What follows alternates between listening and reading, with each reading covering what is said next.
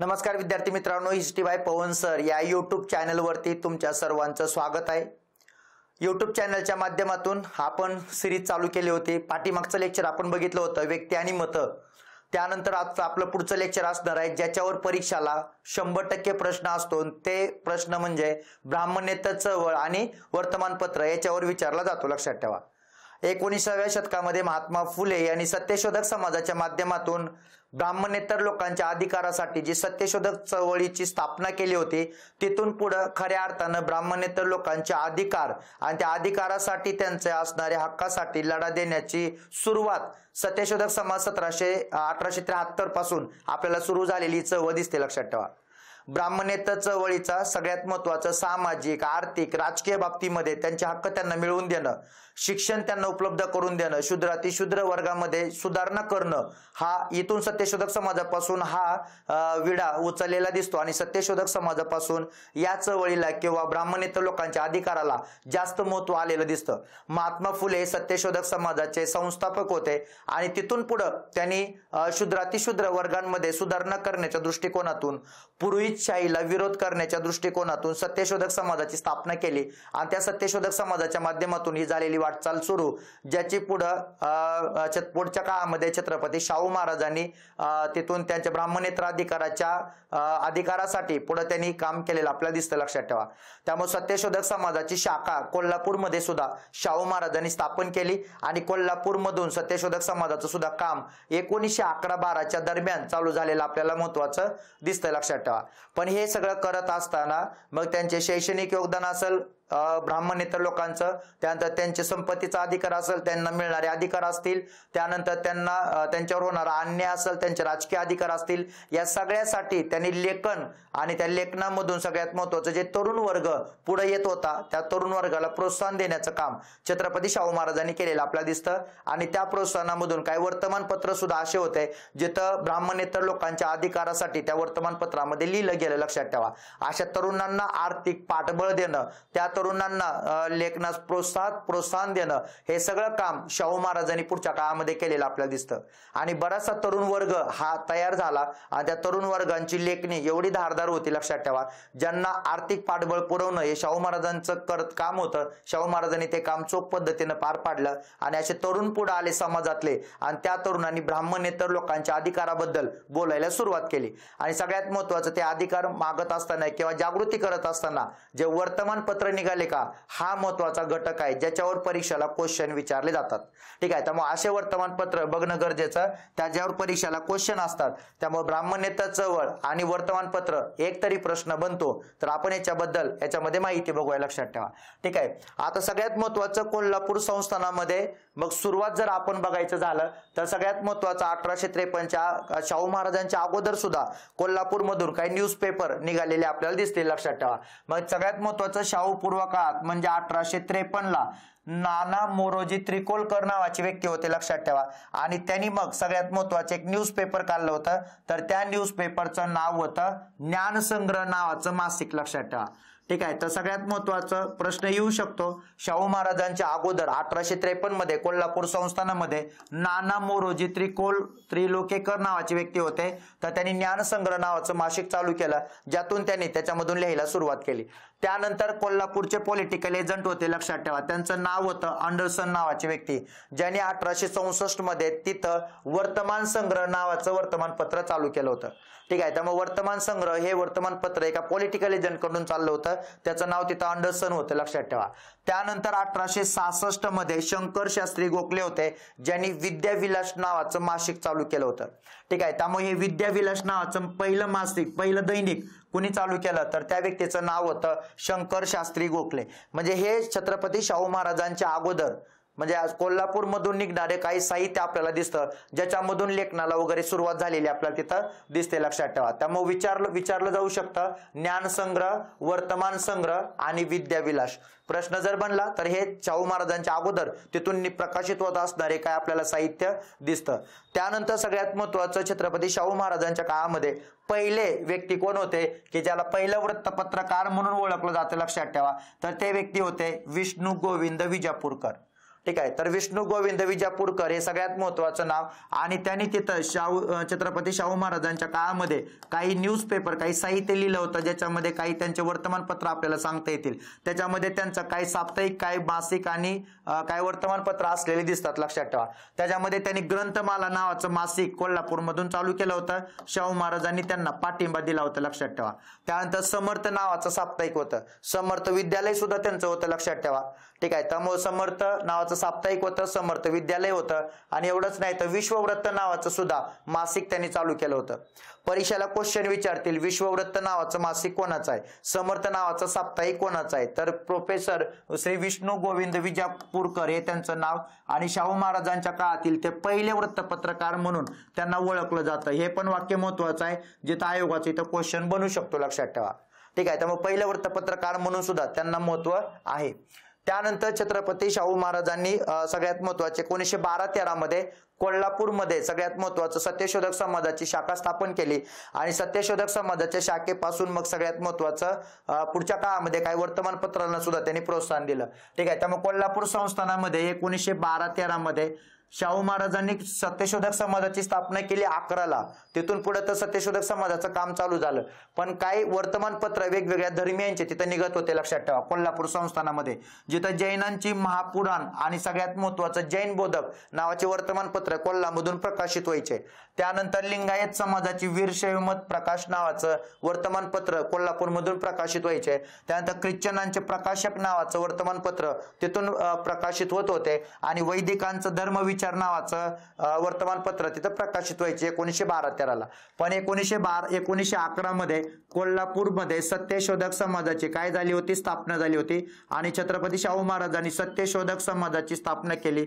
ज्या सत्यशोधक समाजाचं 1911ला कोल्हापूरमध्ये स्थापना झाली, तेव्हा त्याचे अध्यक्ष परशुरामभाऊ गोसवडकर नावाचे व्यक्ती होते, लक्षात ठेवा.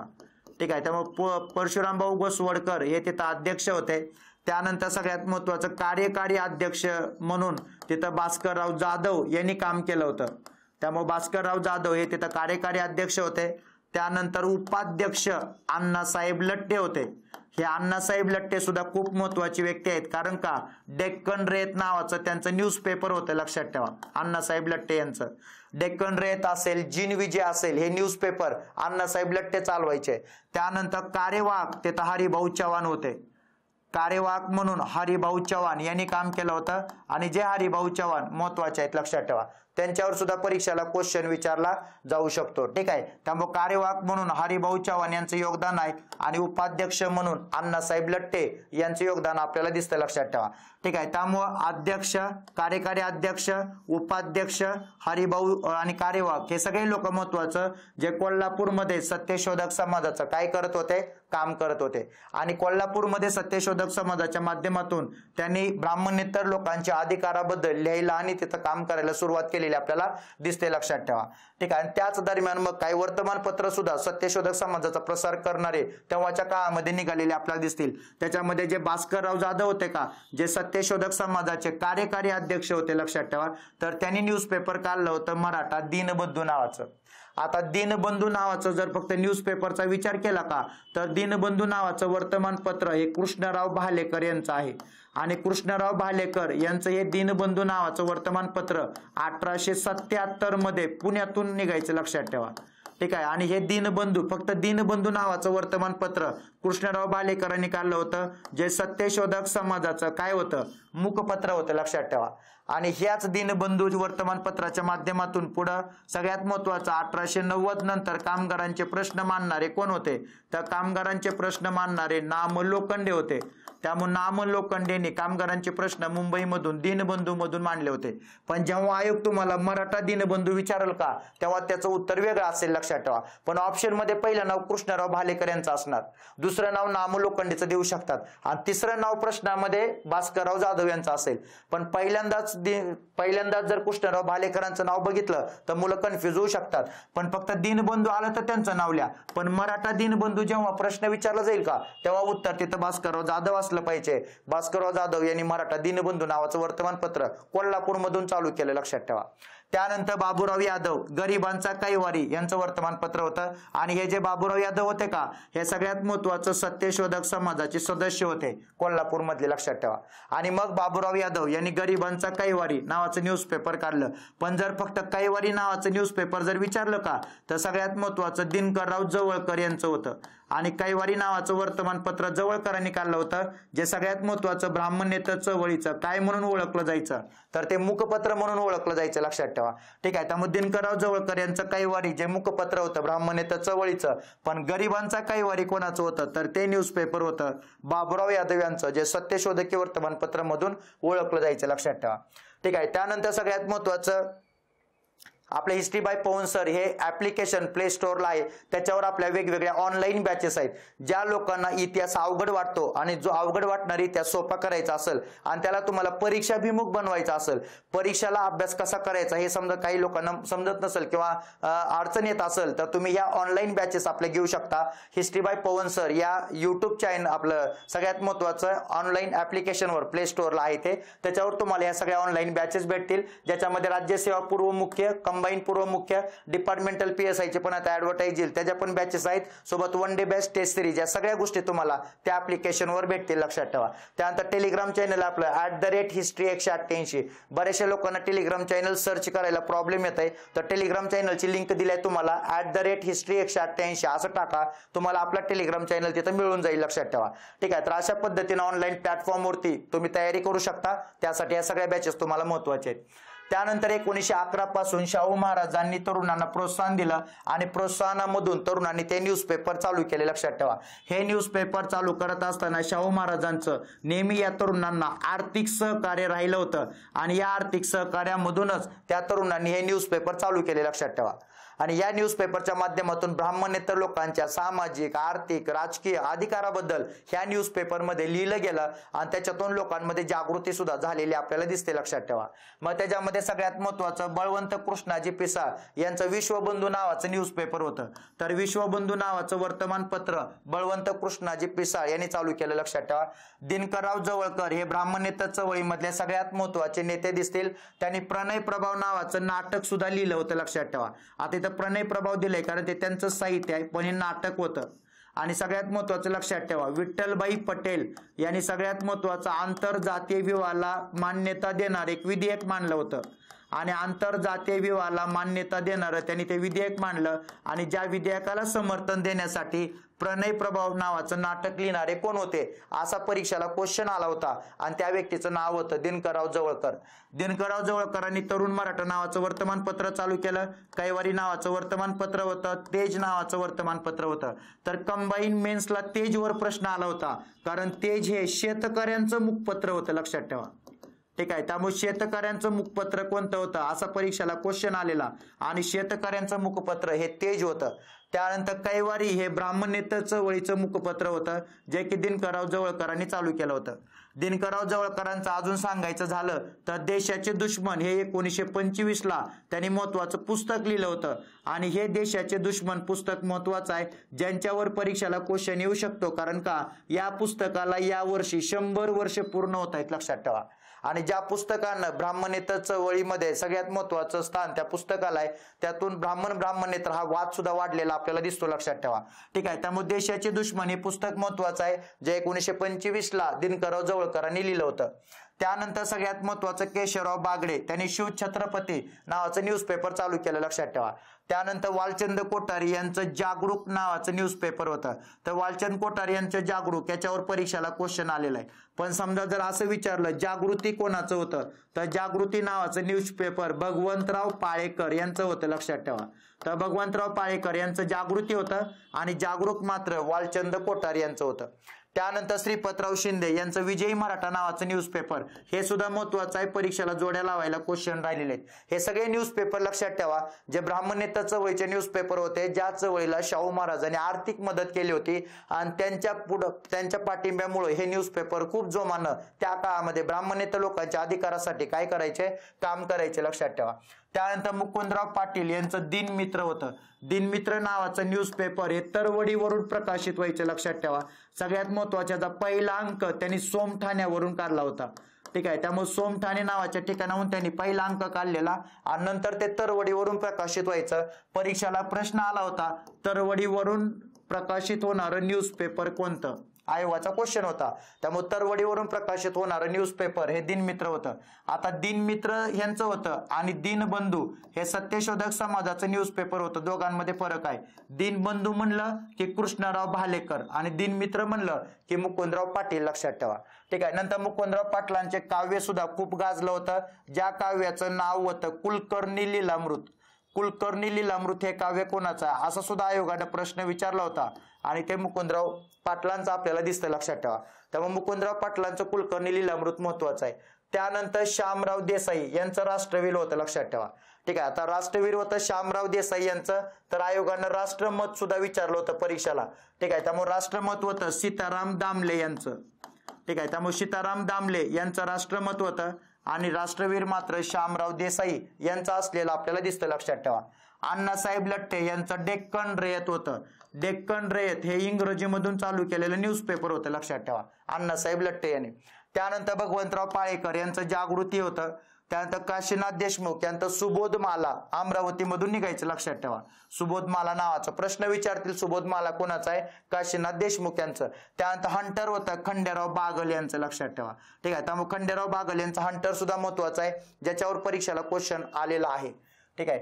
त्यानंतर ब्राह्मणेतरांच्या काही संघटना होत्या, ज्या संघटनेवर परीक्षेला मेन्सला कंबाईनच्या प्रश्न आलेले आहेत. कंबाईनच्या आणि राज्यसेवेच्या पूर्वला सुद्धा पुढे प्रश्न बनू शकतात. ब्राह्मणेतर चळवळीमधली सगळ्यात महत्वाची संघटना डेक्कन रयत समाज होती, लक्षात ठेवा.